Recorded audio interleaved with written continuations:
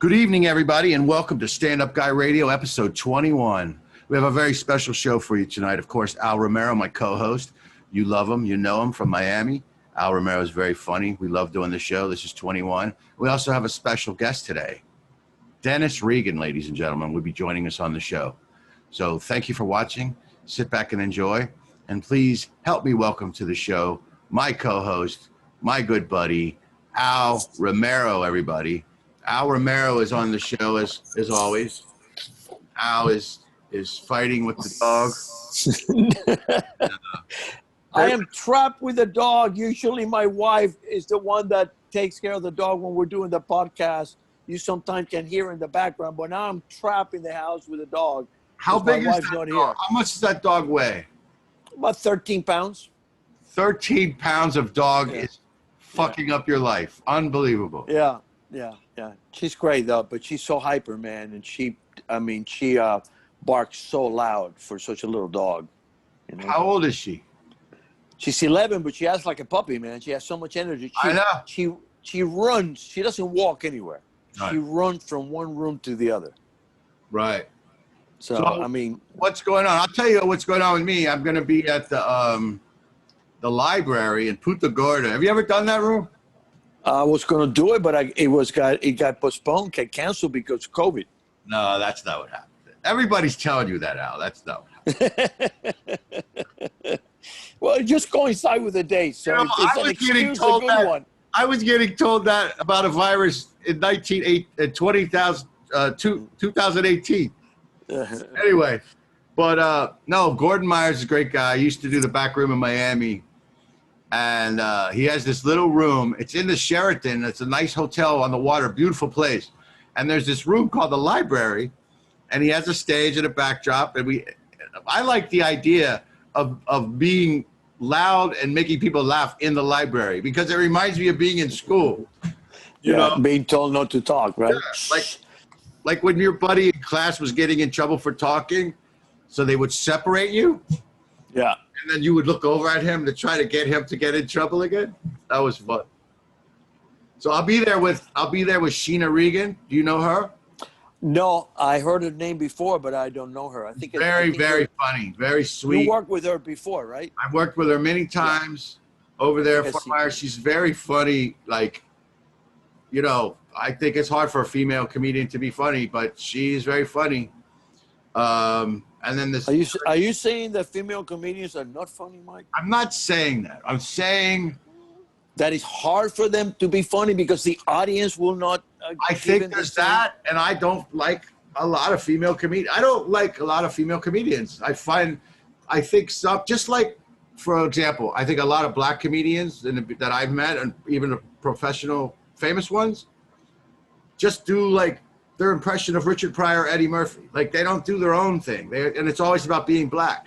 And with a lot of women, I've noticed it's all about hating their husband. Like, the whole thing is hating men or being gross or being like, I'm not saying women can't be gross, but it seems like that's the only thing they do.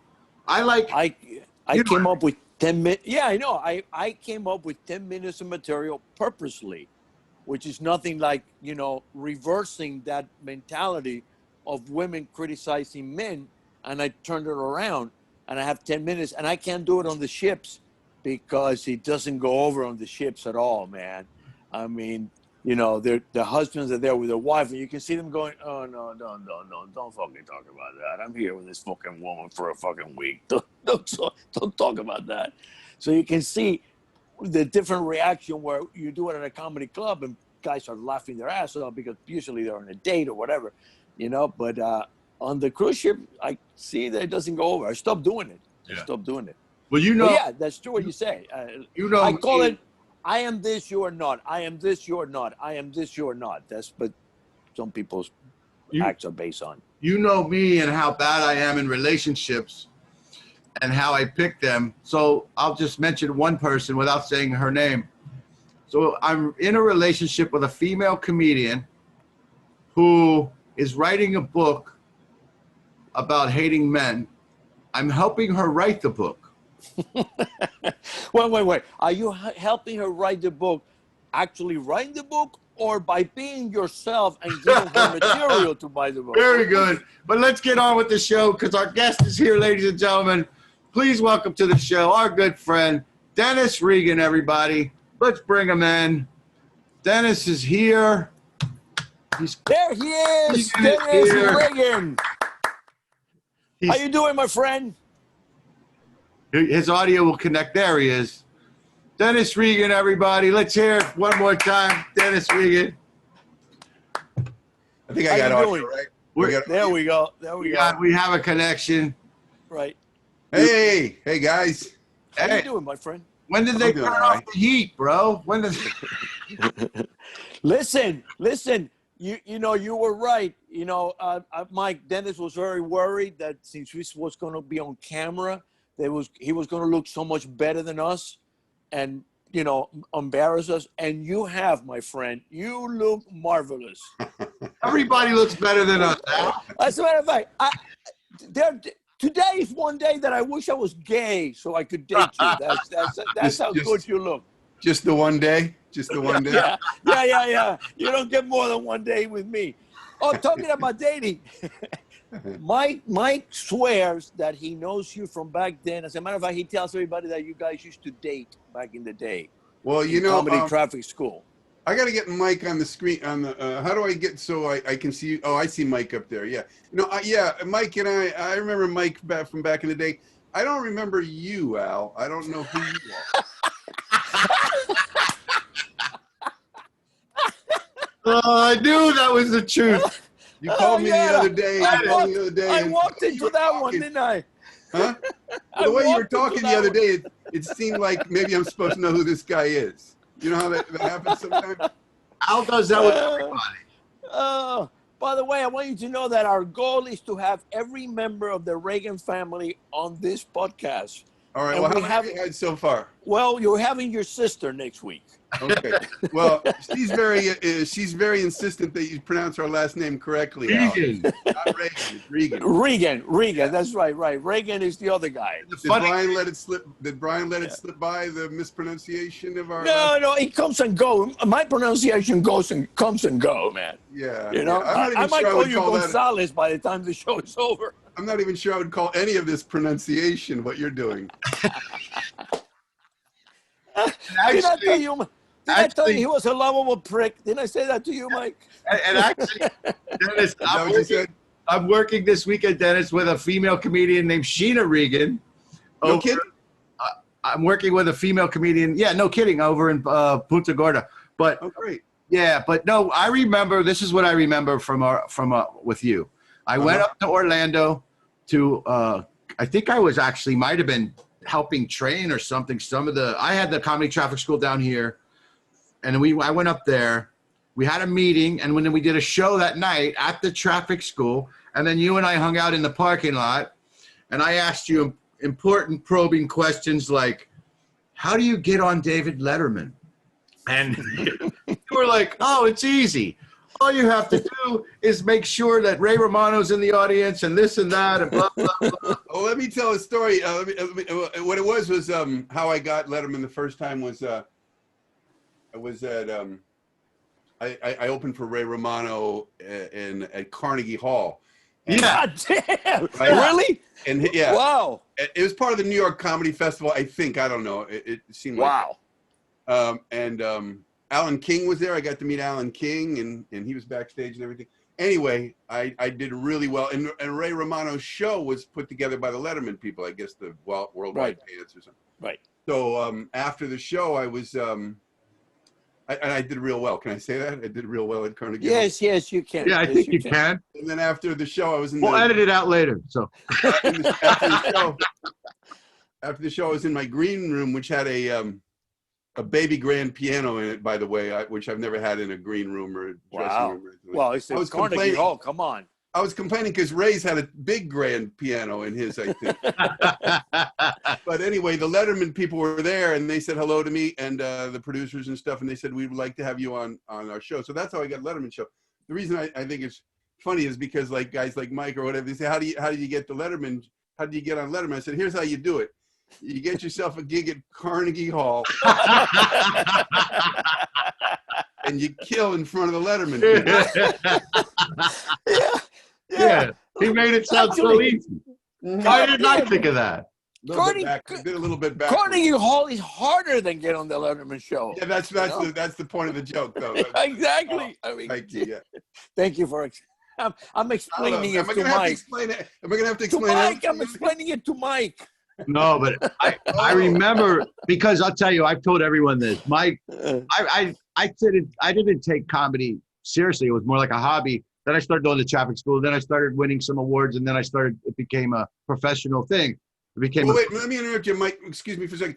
Does your audience know that it was comedy traffic school that you did? Did they know that about you? Or that's what you're talking about? I think they do, but everyone who, even when they pretend to understand, there's like, so you did comedy for traffic school people? Like they may not know the concept like they used to.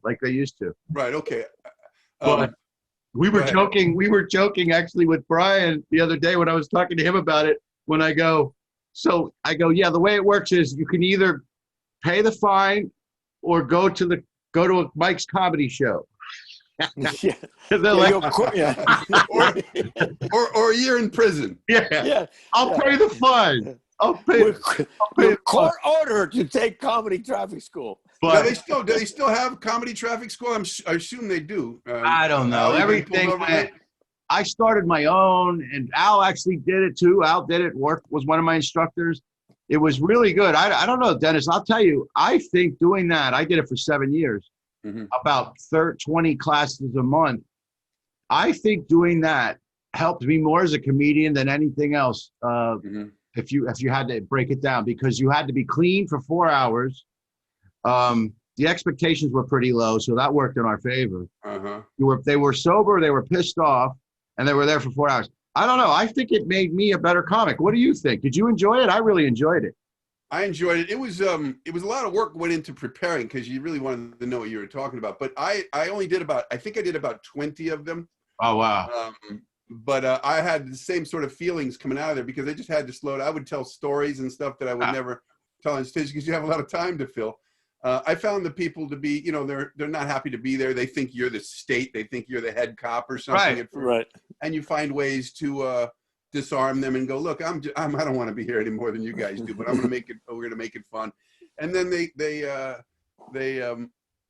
was fun. I had fun. But I tell you, one time you had these at a hotel, like a little hotel, like a Comfort Inn in one of the side rooms or something, right? And I get there and the room's already being used. So I call my main office. She's probably gotten calls like this before. Yeah. And I said, the room's being used. They don't have another room. So they very quickly got me another room in another hotel a little bit away. I had to tell the people, I go, just go, here's the address. I'll see you down there. And then when I was leaving, there was a guy coming in. He was a couple minutes later or whatever. And I said, just follow me. Just follow me. And then I had to get on the expressway, the freeway, and I get off at some place. It's before GPSs and stuff. Right. At the piece of paper, and then I get off, and there's construction. All them Bob's barricades and stuff there, and all this stuff. And I go, it's gonna take too long to go past it. So I make an illegal U-turn through all this construction stuff. It's very clearly signed, Yeah. But, I don't know if the guy followed me through that but when we get to the parking lot of the other hotel, the second hotel, he gets out of his car laughing. He goes, I can't believe I'm going to be taking traffic. Good from you. Are you the instructor, really? Yeah, I'm the instructor. Now sit down and listen. In order to avoid that, and Al can attest to this, because when I owned my own school, I had on a Saturday, I might have had 5 different classes going on. I would call. I had the guys in the office call every hotel and confirm, because that call from Al on Saturday morning, Mike, I don't know what to tell you. There's nobody here. Everybody, I got people here. I always wanted to avoid that. But I told Al last week, one of the things I did as a joke, sometimes the room would have a big window and you could see the parking lot. Yeah. And I would pretend I didn't have a video or I didn't have a TV. And I'd say, okay, so instead of using a television, we're going to watch actual traffic in motion in the parking lot, and I will discuss what's happening as we go. Yeah, that's funny. And it always got a huge laugh, but I was always surprised that it got a huge laugh. That's funny. But I loved it, and it was great. And But my biggest goal, the thing I always wanted to do, and I watched your Letterman, one of your Letterman videos last night. Being on Letterman, man, that just, I don't know, that would just be like, for me, even more than the Tonight Show.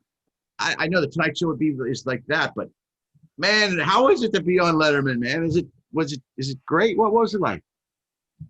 It was great. It was great. How many times you done it, by the way? You've done it several times, right? Let me see. 5. Okay. I watched the one recently with I didn't have to count. I knew exactly how many. Regis Philbin and Regis introduced you. I try to imagine being you when I watch you walk on stage. I'm like, what does that feel like? Would I look at Paul Schaefer and say hello? Like all those things I was thinking what it must be like. Well, you know, there's a lot of weirdness to it, and I know the word surreal gets thrown around a lot, but it is kind of surreal because you're used to doing your stuff and in crowds and and it's fun to do because hey, I'm in the show business and this is the big time but it's nerve-wracking because at any other kind of gig, if you screw up a joke, it doesn't matter. You got another joke right behind it. You laugh it off. But if you screw up your first or second joke on Letterman, you're like, man, the wheels can come off. When the wheels come off sometimes, and well, you only have 5 minutes, and it's heavy stakes. Wow. But I'll tell you. Go ahead. No. I'm finishing. Sorry, because I was going to change the subject. So finish what I thought you were saying about. We were talking about. Yeah, but it is. I'll tell you a little bit about my first Letterman. I remember walking out, and you kind of get it ready because you've seen other comics do their stuff on TV, and I had done the Tonight Show a couple times. But you kind of fake that thing when you walk out, like you're pointing at people and stuff like that. So because it's a little bit of a long, awkward walk if you just walk around there and walk like this to the microphone, you don't look like you belong. So when I'm walking out, I look over and I see Letterman. He's bending down. It looks like he's tying his shoe or something. I figured out later that he was fiddling with a monitor, probably, so you could see the heads on shot of me. I figured that out later, but I'm like, what's he doing over there tying his shoe? I got jokes to tell. And I do my set. I'm working here. And I go out and I do my set, and it goes quite well. About wait. Wait, let me finish. Did it go well? It went very well. Good. But about 3/4 of the way through, I hear a weird sound from behind me, like it's backstage or something, like, and you know how your mind can think pretty quickly sometimes when it needs to. So I'm in the middle of a joke and I'm thinking, what was that sound? And I'm thinking, oh, that was Letterman laughing. It was Letterman laughing. That was what and I go, that's good. And I go, wait a minute. I'm almost done with his set, and that's the first time I heard him laugh. You know what I mean? Is that good? All these things about me, you're trying to just finish the set and get off, It's like your brain is divided in 2 sections. The section is doing the act, and the section is thinking, I try to. One of them is that big of a section. I try to emphasize literally, even with comedian friends, even like Al, when we do a show together, when he's on stage. When I was watching you do Letterman yesterday, I was watching it again. And I was like, I bet he's thinking this. I bet he's thinking that. Like, this is what I would be thinking. Now, the other thing I want to know, and do they have a guy there that's like telling the audience to do things with signs? Do they have? No, Leno didn't. Leno didn't either. Not when I was there. I did a show one time locally, and the guy was trying to get a local TV show going, and he was holding up like signs at the wrong time. I'm like, buddy, that wasn't even the joke, dude. I'm like, what? Yeah. Well, but they do have applause signs. They don't have. Yeah, but they don't use it. They do have it. They don't use it. I think they might. But I'll tell you, this is kind of inside baseball stuff. But the hardest thing about doing Letterman or any of those shows now is the applause, because they applaud in places with regular crowds don't applaud, and they can screw you up. Like a lot of my jokes. The first punchline is not really the punchline. It's just getting there. I've got 2 or 3 punchlines, and I really want. So if they applaud too much, you're like, no, that's not the joke. I know. That's what I know. That was the joke. I would have quit a long time ago.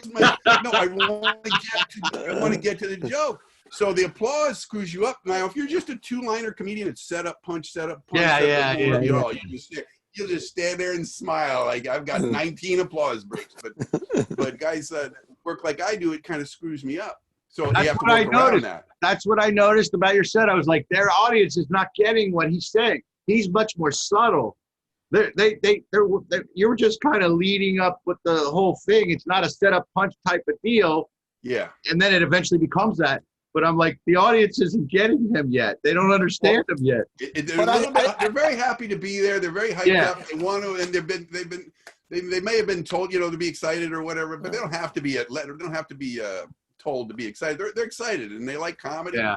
And but you can't come down. What are you applauding for?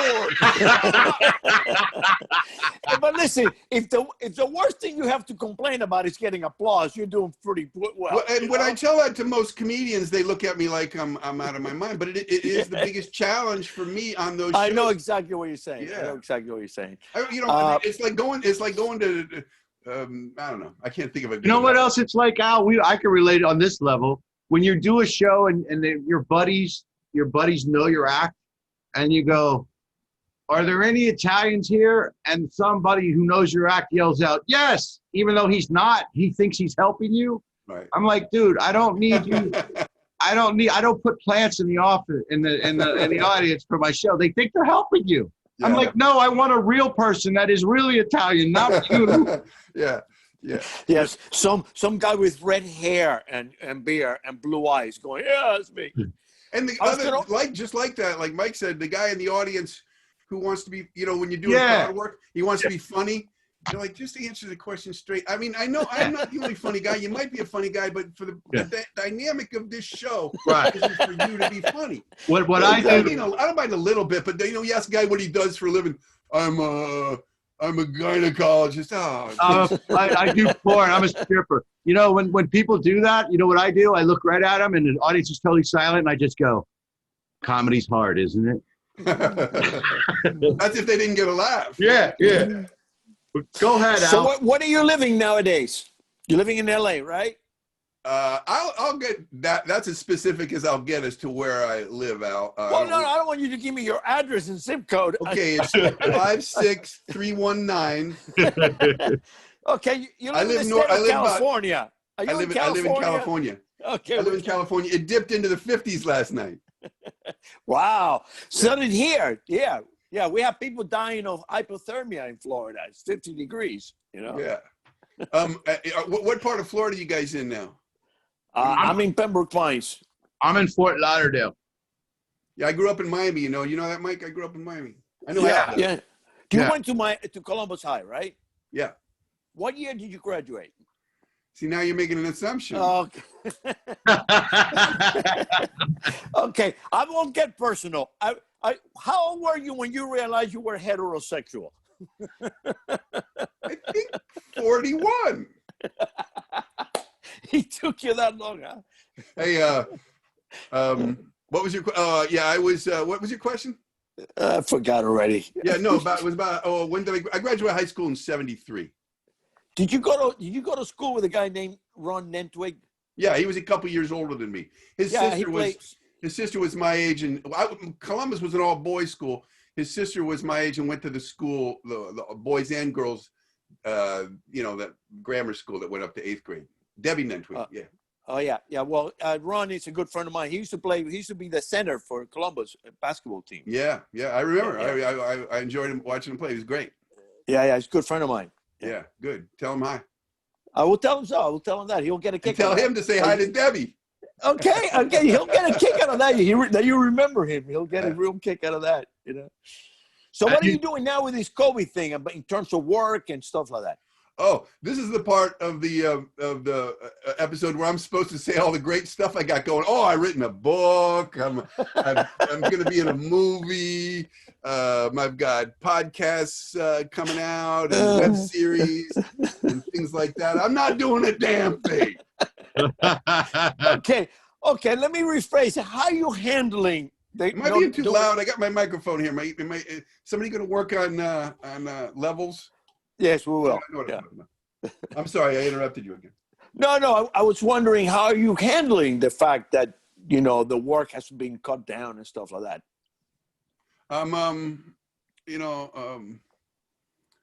scraping by, you know. I'm okay. I got 1 foot in retirement and 1 foot in the grave, so I'm okay. Well, I have 1 foot in retirement too. And health-wise, how do you feel? Pretty good. I had a thing a while back, and they fixed me up, and Good. I'm doing pretty good. Well, that's good. And you know, we're all dealing with this, man. I didn't perform for about 4 or 5 months. Yeah. You know, my fear and a lot of comedians is that forgetting my act. I'm forgetting a lot of the jokes. Yeah. I've always heard that Leno, there was a quote of Leno, who I found in Bartlett's familiar quotations, but Leno always said, if you don't do your act, you don't have an act. And that I've always known that was true, because you know, you get rusty real quick. You get rusty in 5 days. You know, you're not as sharp as you were before. And it wasn't like back in the day when we would work clubs. We'd work a club 5 nights or 6 nights, and then go to another one and do this. We were sharp as a tack. You know. Right. You're doing 6 shows a night in New York. Yeah, and there's lots of things you need. You need to have your material, all of it, right there, because there's other things you got to deal with. So you can't just be going, oh yeah, well, how's this big go? So. But that's what's been happening. I've done 2 gigs. One was a weekend in Phoenix, and one was a longer weekend in Vegas. But I remember the weekend, and I came out and I told the crowd, I go, I've been doing this for a long time, stand up, and I haven't done this for a long time, which is true. I've been doing it for 30 years, but I haven't done it in 5 months. So it's like a mix of self-confidence and self-doubt. You know what I mean? I'd start a bit thinking I knew how I get halfway through the bit. I go, I don't know how this bit goes, you know. You actually told them that? Yeah. I don't know what else to do. I had no punchline. But they were cool. They knew the situation. But that was the first night. The second night I better remember the bit, you know. Yeah. The same thing with me. The first time I did a show after 4 months of not being on stage, I was stumbling through my joke. But the second show that I did 2 shows that night, everything came back. But there's chunks of my act that I really, God damn, man. Thank God I have it on tape and on film, because I have no recollection of it. Yeah, it's interesting because you're up there and you start doing a mix of things that you've done many, many times, things that were new ideas that you did once or twice from the other time. And you're like, oh, I don't have this down. You know what I mean? I don't like doing. I'm sorry. I was just going to say, you know, this is fun doing Zoom with you guys, but people want you to do Zoom like comedy shows for. Oh no! I'm not doing. I've been able to avoid it so far. I don't want to do it. I heard I have a friend, or a friend of a friend, that did a Zoom wedding. You know. A Zoom wedding. A wedding on Zoom. Yeah. Wow. And I was telling him, I say, if it was my wedding, I'd postpone it. You know, I'd postpone it 100 damn years. What a perfect excuse, honey! I can't marry you. There's a fucking pandemic. Perfect excuse. Well, I also do counseling, Dennis. I do therapy with kids with mental health. Oh, I'm not going to get a bill for this. That's not. No. But yes, you are. I could charge if I would. You could get coverage. But anyway, I was doing it in person, and when this hit, I was doing group with 10 teenagers on their phones or on their computers in their rooms for 3 hours, an hour and a half, 2 times at a time, doing therapy. Now, have you been doing it in a live setting before that? And then for about 30 years, I have. That's was my main job for a long time. Right, but this group, they had been coming to a place. Yeah, they had been. Yeah.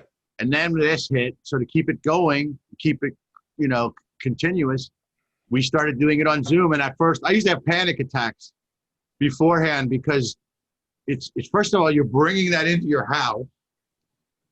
But how am I going to keep these kids engaged? And I'll tell you, I learned a new skill. And it's kind of what I think why Al and I started doing the podcast, as he always says, we've been talking about doing a podcast for a long time. It only took a pandemic to get us to do it. But it was very hard. It's very challenging. I've done some comedy shows online too, for like universities and stuff. It is weird, and I still do some, but it's really hard. I haven't done it, and I really don't want to do it. Yeah. I really don't. Well, the thing is,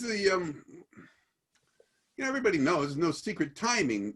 Timing. Yeah, you need that audience. We've stepped on each other 7 or 8 times already in this brief period of time because you just don't the timing. There's this stinking delay. You know what I mean? Right. Right. I don't need some CEO jumping down my punchline. Well, the feature I do love about Zoom for that reason, and even in the therapy and the comedy shows, is I could mute people. So when a kid's giving me attitude, and I'll be like, "What'd you say?" And then I would mute him, and they'd be like, Yeah. And the rest everybody of the else is laughing. "Oh my God, yeah." I would do that with the that's my crowd work when I do a comedy show, and then I say, "What'd you say?" And then I would mute them, and they're like, and then that's how we get the laugh. So yeah, it's funny. But man, so thank you for coming on, and so You're very welcome. no. And I had let me ask you- very busy day. I cleared my calendar. I cleared my schedule. I cleared my schedule for the rest of the week because I didn't know how long this was going to Does go. this mean we can be friends on Facebook now? Can we be friends on Facebook now? I kind of let Facebook go. Let me ask you a question. Are you coming to South Florida for the holidays to see your family at all? No, there's no plans to do that. No. Okay. I'm enjoying not being on airplanes. My mom is in her 90s, and she's in a place where you really can't even get in there now to see her. So that's right. That's communicating with her through Zoom and stuff like that, which is nice. But she's been quite isolated, Yeah. My other brothers and sisters live in some in Florida and some in Georgia. But right now, there's no trip to be flying. I'm happy not getting on an airplane. Tell you the truth. Yeah, no, I don't blame you. Me too. Yeah, I'm not. Listen, the worst part of our business is the traveling. And that's what we don't miss. We don't miss it. I miss being on stage, but I don't miss the traveling at all, man. Yeah, people when I say I hate flying, when I say I hate to fly, people assume I'm afraid of it. And I go, no, I'm not afraid of it. I hope the plane crashes. That's how much I hate it. United Airlines is going to start distributing the vaccine. And if you want to get your flu shot, you have to go to the lost luggage section. Really? I just wrote that today. What do you think? Yeah, I know. I'm the guinea pig for your COVID joke. Yeah. They're going to trust the airlines to deliver a vaccine to millions of people. Yeah. They can't. Dennis doesn't laugh at anything. Dennis Huh? doesn't laugh at anything. If he laugh at it, then you know it's a good joke. I'm a tough crowd. That's true. I know you are. That's why I can't do my own podcast really, because I just sit there and I'm a tough crowd. How are you when you watch yourself after you do a TV show? How do you feel watching yourself? I laugh so hard. I roar. Tears coming out my You're lying bastard. No, one He time, just sits there and goes, I did very well. Years ago, Greg Giraldo and I were buddies in New York for a short while, and he went to and I was at his place, and I was watching videotape. I was trying to, how you had to put a videotape to send to club. Right.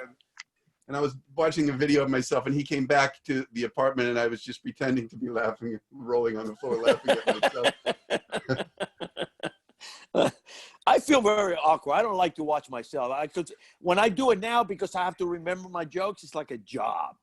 Yeah, it's really torture. Is. It's torture. It really is. Listening to Really. I'm a little bit better with watching myself than I am just listening to myself. If I just listen to myself, it doesn't strike me as very funny. If I watch, because there is some visual things that are right, exactly, that are yeah. Right. They're very subtle, and people would think I'm not animated because I'm kind of subtle. But there are important things that get done in the face and stuff like that make it funny. Little things like I watched it and thought maybe I should smile more instead of giving that look on my face that says I hate this fucking audience. And there's that other look too, like I can't remember what's next. Yeah. I used to think when I first started, I was very subtle. In fact, if you listen to my voice and watch me, just listen to my voice, you would think I was Stephen Wright from the soundtrack of Reservoir Dogs. I remember the first time I ever took the microphone out of the mic stand. That was a big deal. Yeah. I used to just leave it in there and talk. And then one day I got really brave and I went, Okay, now I feel like a professional. Well, you know, this is fresh in my mind, sort of, because I did a workshop. The gig I did in Phoenix on Saturday, I said, look, I told the club owner, I said, get about as young people that want to come. I didn't charge anything, just come out and we'll talk shop and stuff like that. But I remembered saying I did the microphone in the stand for the first year, and then I took it out and I've never put it back. Unless I was emceeing, I never put it back. I like to be mobile, and if there's a table of latecomers coming in and taking a half hour to get their seats and their menus and stuff, I want to move over here. I don't want to be trapped right there, you know. Right. There's other reasons too. It's more dynamic to be moving than to. I mean, Dennis Miller, you'll stand there, but we can't. We're not all Dennis Miller, you know. I know. But I've always took the mic off the stand because I've always used the stand as a prop. I used it as a form to look relaxed, like leaning on it like that. You know, a prop. What do you mean, like? What do you mean, to poke the guy in the front row when he's sleeping? Yeah, exactly. No, but I lean on it, I grab on it, I slam on it. I use the microphone stand as a prop for me. Yes. You know? You want to look relaxed when you're actually terrified. And, yeah, exactly. Yeah. I'm sitting there, I'm shitting in my pants, but I'm saying, hey, yeah. Every picture of me on stage has my hand on the stand, like this, like this, every time. I teach very serious when I teach stand up at the Improv too, Dennis. I teach at the Improv in Miami and West Palm, and I actually, for newcomers, I have to teach them how to use the mic stand, because if you don't know, it could throw you off. I told I told that little group, I said, nothing says I'm new like that microphone stand standing between you and the audience, and you take the microphone and have the microphone stand standing there, like it's a divider between you and the audience. Psychologically, it looks bad too. Just do this, like put it over here. Be like a baseball player walking up to the plate with the bat, looking at it like, how does this work? How does this work? Of course, I've done this before. I remember when I wanted to buy a motorcycle, and the guy was test riding a Virago, Yamaha Virago, back when I was in my 20s. And the guy goes, "You've ridden before, right?" I go, "Yeah, of course." I get on the bike. I pop a wheelie. I didn't wreck. I see. But when I acted like I did it on purpose, he's like, "Could you not do that?" I go, "Yeah." Oh, yeah. It's better to look like an asshole than to look like a novice. I was just showing off. Sorry. Well, I've always thought this thing about like guys movie, like what's that guy, Jack Reacher? Yes. The movie, guy, you know, and James Bond and all these guys that are just know how to do everything. You know, they know. Yeah. They know they can get on any motorcycle and just scoot out of the way and run. And I don't know much about motorcycles, but I would think they're kind of different, aren't they? I mean, they're all very different. So you don't just jump, you don't knock a guy off a motorcycle, just get on it and scoot and do the wheel out thing and jump. No. Well, if you're James Bond, you do. No. The other thing I never knew, they know how hard to hit somebody on the back of the head with a gun. You know? Yeah, they hit him just right to knock him out, but not kill him. I would kill the guy. I thought that so many times too. Like how do they do it? Just enough pressure, just enough to knock him out, and then How about the karate chop to the neck? You know, yeah. I mean, how more fake can that be? You know, like who can you hit with a fucking neck like that and pass him out? No way. I don't care who you are. Maybe Spock had a move. Yeah, right. The Vulcan. What was it? Mind blend. That was the other one. That was the one with the head. That was the mind blend. Yeah, but that would be coming very handy, wouldn't it?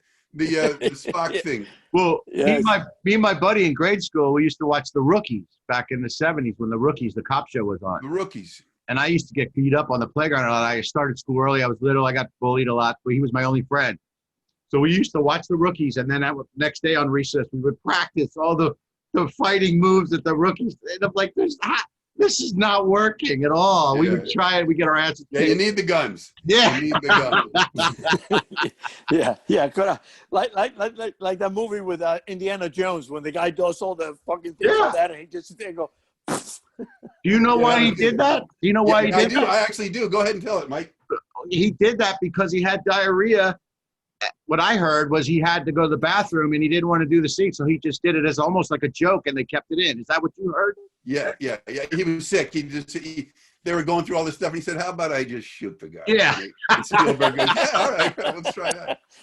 Yeah, he had to go to the bathroom. Oh, wow. Hey, I have a diarrhea joke, which I might as well squeeze in here, right? We have a whole Yeah. This is our Perfect diarrhea show. joke. This is our Perfect diarrhea show joke to bring segment. the diarrhea joke to. It's Perfect a requirement to be on the show. Let Absolutely. me see if I can remember it. I said, you know, one of the most commonly misspelled word in the English language, I think, is diarrhea, for two reasons. Diarrhea. First of all, it's a tricky word to spell. It's got a double R and a silent H. And the second reason is, if you're ever actually writing down the word diarrhea, correct spelling is the least of your concern. Do you have a diarrhea joke, Al? Do you have one? A diarrhea joke? No, I do like Shelley Winters, you know, did when she did a private moment. I actually have diarrhea on stage. Hey, you want to hear? No, but listen. This is this is a true story. I have been off stage at the comic strip in Fort Lauderdale trying to get the MC's attention. It could have been your brother for all I know, you know, and the guy doesn't see me, and I'm standing dying to go to the bathroom. I'm literally shitting in my pants. You know that feeling, everybody's had that. The guy introduced me. I go on stage. I do an hour. Don't think about going to the bathroom at all. Do an hour. I swear, the minute my foot got off the stage, I had to run to the bathroom because I was going to shit in my pants again. Oh, I thought you were going to say. I thought you were going to say you didn't make it to the bathroom. Well, I didn't. I didn't want to get that specific. But yeah, I mean, that's the power of the stage, man. For an hour, I didn't even think about it. I actually held it and didn't even think about it, you know? You know what's good now is you can put diarrhea in the description of this podcast, and you get a lot more hits, you know? But you have to spell it all the different ways. Spell it all the different ways. Hey, we're now COVID friendly because we listed one of the symptoms of COVID. Yeah. So Dennis, watch our podcast where Denny discussed diarrhea in full detail. Spelling, politically correct way of using it. Yeah, from actually doing it to spelling, it covers the whole gamut. We just I give the intellectual spin. You know, yeah, exactly. We're the peasant actually having diarrhea. He's the Lord explaining what's happening to the to the peasants. So what Al may have asked, and I apologize, I got an important text, but what do you have going on, Dennis? What's coming up? You know what I've been doing kind of steadily is a web series called That Darn Dennis on YouTube, and I'm having fun with that. Oh, I got to check it out. Okay, all right. That Darn Dennis. Yeah. And how about writing? I mean, are you writing for anybody? Trying to write for a show or something like that? Because I know you're a great writer, man. Thank you. I haven't been. You know, a lot of things have shut down like that. I know. A lot of things have shut down. They're not really. But you do have that. I've been working on my stuff and kind of getting it separated into different categories. I want to do another Dry Bar special. And I also I'm thinking I could I have a bunch of jokes in my books and stuff like that. You know, that are just like two-liner jokes that don't fit in my act, which I might set up for doing Zoom comedy. Because that would work better on Zoom, you know, just set up punch. Right. And if I can make a few grand just sitting in this room here and telling my jokes, I'll do it, you know. Well, this show could open up a lot of opportunities for you, Dennis. Well, yeah, I mean, really this seriously. episode, I mean, yeah, our podcast. The whole podcast. You know, I don't understand. I don't think you understand the power of this podcast. Hey, I must not. One of these days, one of those 5 people is going to be important. One of these days, one of those 5 people is going to be. So we actually have a decent look. I'm learning about all this. I'm having fun doing it. I try to make it quality. Al and I have a good friendship relationship. He's got great stories. I have a background. Sure does. You know, he's great. And I try to promote. I don't understand algorithms and all that stuff, how to do it, but we actually get people watching, and it usually comes when we have good camaraderie with the guests, and you know, like we just have fun, and those end up being the best shows. It's so Yeah. much different to do it when you have a person that you know personally, like we have a relationship with. Known, we sit at airports and laugh, and we've been in cruise ship with different situations where we develop a relationship. That when you have somebody else that just we don't know, and you're trying to interview, it's so awkward, So we try to make it like friends sitting around, just having a conversation. That's what we hope to get out of it, And it's so easy to do it with guys like you, My invitation that you sent, and not invitation to the Zoom or whatever, it said episode 21. Yes. I don't know, maybe that'll change. I don't know, but so it took this long for you to get for my name to come up, right? No. That's not true. That's the negative way to look at it. No, this is the positive way to look at it. We wanted to get much better. This is true. Make sure that it'll be professional enough to have a guy of your stature on our podcast. So now we just pissed off all our other guests, Al. Way to go, buddy. Yeah. No, but we don't always have a guest. We've been experimenting with doing it live, recording it. We didn't know how to do it, what was the best way, and we didn't really want to invite. We wanted to make sure if we invited a good guest like you that we knew that we did a decent job. That's the we didn't want to look like idiots, Well, you know what, and I get that because I do the web series too, and perfection. You ever heard the term like perfectionism is the enemy of good or great? Because you want everything to be as perfect as possible, and you never get there. And when you guys are starting something new like you are, you want to be good at, but you're not until you do it a few times, but so you hesitate, and it takes courage to get on there and just start and know you're going to make mistakes and learn from them. We're really looking forward to episode 22. We think that's when we're going to do it. We think that's going to be the break point for us, But listen, what you just mentioned, we're all comedians. I mean, we have taken more chances than anybody in show business, Right, but then again, we fall into a comfort zone. We're comfortable doing what we do, even if it's a rough situation or something like that. This is reaching out of the comfort zone for you guys. And, exactly. For a while anyway, and for a while, absolutely. Doing comedy without pants on is very hard. So the other thing, I'm in my underwear right now, by the way.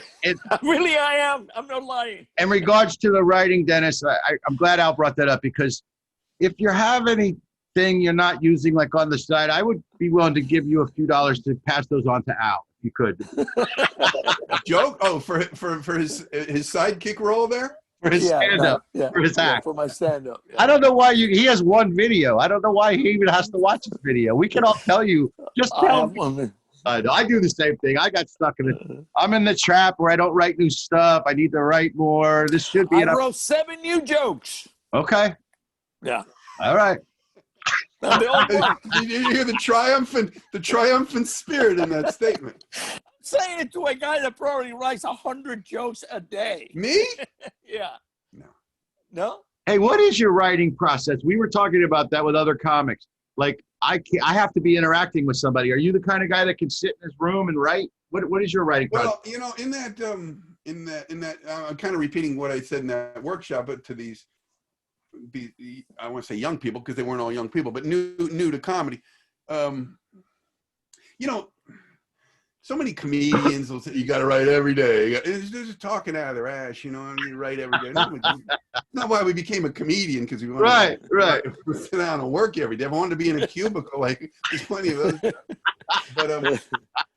But and then they go, I can't just sit down to an empty blank piece of paper and write. I go, well, you mean you don't have any ideas? You haven't written down any ideas. If you I come up with lots of ideas throughout the day. Some of them are worthless, but sometimes a worthless idea can lead to something. You know what I mean? If you work on it.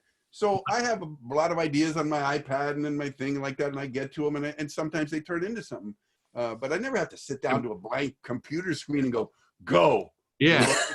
Work that way. What I love in my class is when a guy comes up, he's trying out something. The goal at the improv for my class, you only have to come up with 5 minutes. So you got 5 weeks, 3-hour class, 5 times a week. You do a 5-minute stand up in front of an audience. And it works out. I can get you 5 minutes in that time. but they'll be up on stage and they'll do a joke in front of 5 or 10 other students. Nobody laughs and they go, well, cross that off. I'm like, what are you doing? Yeah. Why are you, just because we didn't laugh, we weren't listening. We didn't, like, you don't know. They don't know. Yeah, I've only had to, when we did open mic nights, when I did open mic nights, it was like in front of a real crowd. There would be Wednesday night, the audience would come to see and there would be open mic night, and they'd put like maybe 4 of us on to do 5 minutes, and then they'd see a real show. And now the open mic nights are just open micers in the audience. And a few years ago, I was, somewhere where I did one of those. And I said, these are tough people. I go, these are tough. I go, asking comedians to laugh is like asking a homeless guy for a quarter. Yeah. No.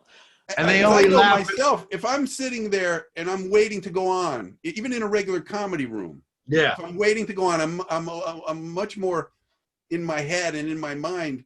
And if as soon as I come off and I'm watching the other comedian, I'll start laughing. I'll be a good crowd. But before I go up, I'm not a good crowd.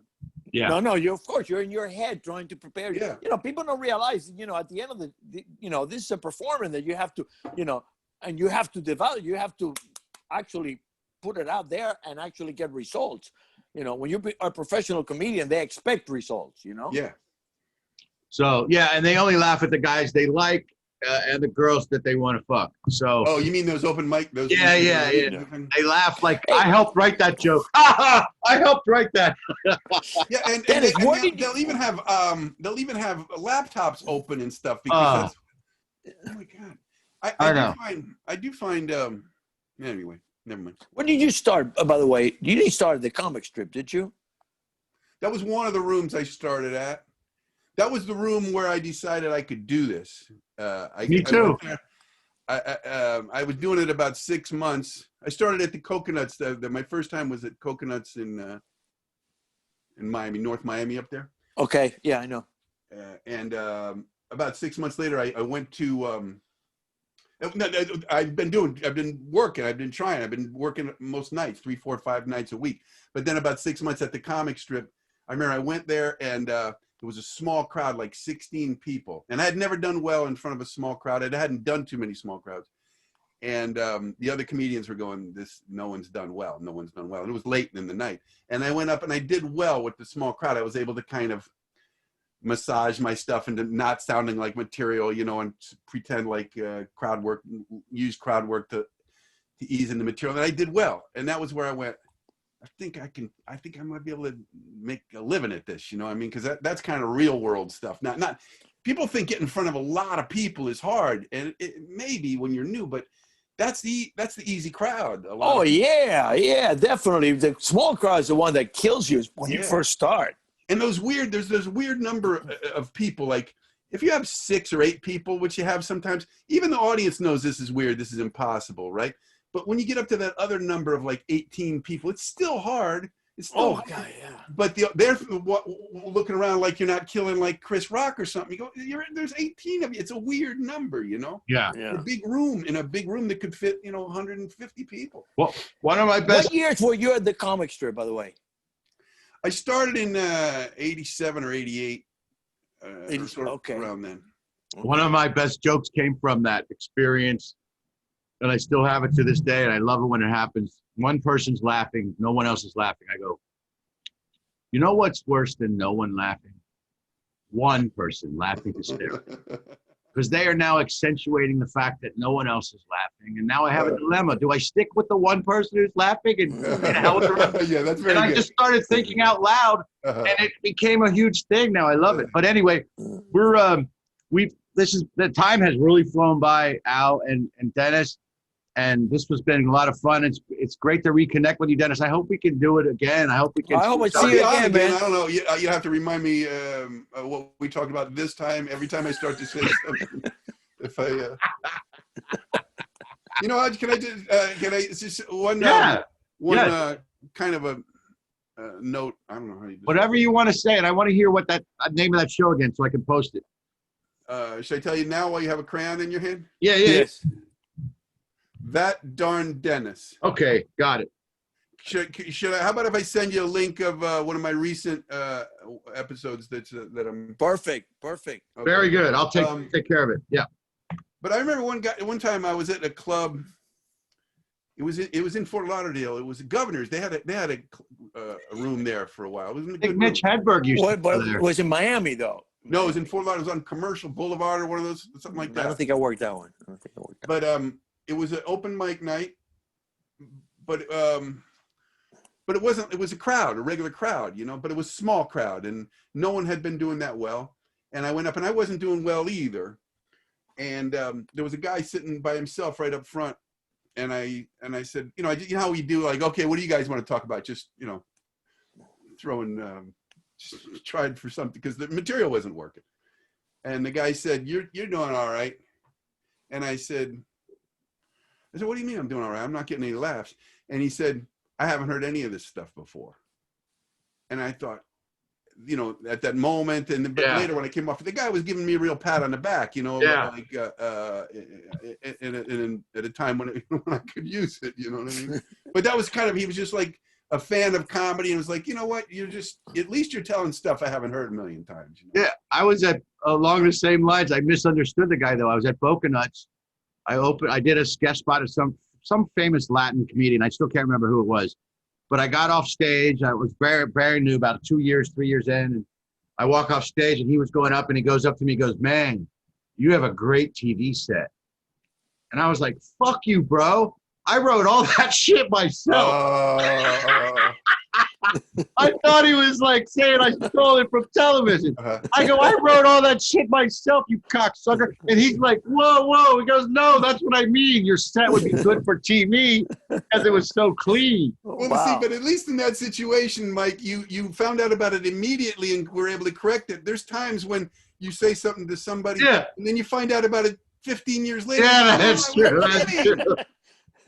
For 15 years later. You mean, Dad? You mean you really do love me, Dad? Anyway, by the way, that time that I said you were a dick 12 years ago, I really didn't mean it. Really? Oh, that warms my heart. Hey, thanks for having me on, You didn't mean it when you said he had a great TV dick? You didn't mean that? So, listen, I would love to stay more, but I can't. Dennis, man, this has been fun. I hope we could get to hang out sometime. I know you're in LA though, right? I'm in LA. Yeah. Whenever you get to town, look us up and let's hang out and let's stay in touch. And we'll put that link up of your show and let us know and stay in touch with us. And is there anything else you want to say before we let you go and say goodbye? Have holly jolly Christmas. It's the best time of the year. Oh my God. Christmas. He was a sarcastic bastard. And I say, well played, sir. Well played, sir. We love you, buddy. Bye, guys. Thank you so much, man. Bye. Thanks for having me. You're welcome. Merry Christmas. Good luck with this. You guys will do great. Thank you. Okay, goodbye. All right. So that was great. I would have loved to stay, but I just don't have more time, Al. Sorry. No, I understand. Don't worry about it. Hey, listen, he did almost 50 minutes. I know. And was that not fun or what? Oh, yeah. It's effortless. That's why 50 minutes go by and we could have done another hour. I felt like Dennis and I had a real connection. I do. Yeah, I think he wants to date you. You could tell he was having fun with us. Yeah, because that's what I told you. We're friends. It's like three guys that haven't seen each other having a conversation. This is not like interviewing some good fucking guy, You know what I think I want to do for the show? I want to get, when we have a show, figure out the guy's house, what it looks like, and then get a background that looks like his house so we look like we're at his house. Oh, I see. Oh, that'd be good. Do the opposite. Yeah. But anyway, Al, so I'll be tomorrow night, I'll be at the library in Punta Gorda with Gordon Myers, Sheena Regan. Tomorrow's the show out tomorrow night. Right. But tomorrow night, what time are the shows again? 7:30 is the show. Oh, it's only one show. Yeah, just one show. You're down to okay. And then I'm gonna hang out. Remember, we talked about having two. What? Remember, you said you might talk them into having two shows. Oh no, this is not the Bonita National. This is Oh, this is something else. I'm this sorry. is Gordon I'm sorry. Myers, the library. I got it. Yeah. Okay. My bad. No worries, no problem. Anything you want to say before we go, buddy? And I'll talk to you later. No, my friend. Great having another good friend to join us, and keep it up. Let's keep it up. Yeah. Thank you so much for getting Dennis on the show. It was great. Terrific. Okay. All right, Al. Goodbye, I'm working everybody. on the Pope. I'm working on the Pope. I know. Yeah, that's what he said. And you guys share the show, like us, and if you want to talk about us, talk about anything on the show, you can always message me, email me, or whatever, and we'll even if you want to be on the show, let us know. All right. Good night, everybody.